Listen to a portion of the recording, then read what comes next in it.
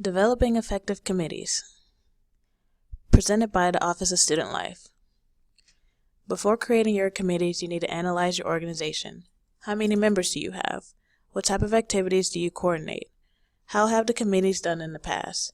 And how would you rate the leadership of the group and the followership?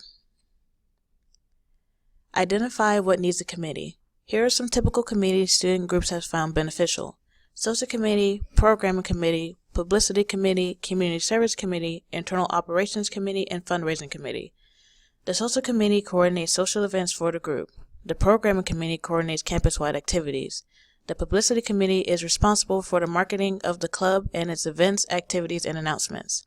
The Community Service Committee coordinates service and volunteer projects for the club's membership. Internal Operations Committee is responsible for internal programming for club members only. And the Fundraising Committee is typically chaired by the treasurer. Then you need to appoint your committee chairs. Officers of the organizations typically appoint committee chairs. Things to look for can include past experience with the organization, past leadership positions held, and recommendations from other members. Take into account the following when appointing a committee chair. Appoint members who have the time to commit to the organization. For newer members appointed to leadership positions, be sure there is sufficient training or a mentoring system in place to provide adequate guidance in leading the committee. Committee chairs must have the ability to make decisions when the committee cannot come to a consensus. Be sure your committee chairs have the ability to be open-minded and objective while also being able to guide a group towards its goals.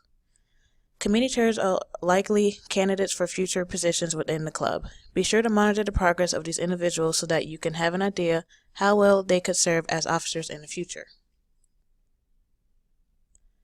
Assign members to committees. Ways to do this include sign-up sheets, interviewing with committee chairs. They can also be appointed by committee chairs, appointed by club officers, or you can have a recruitment night.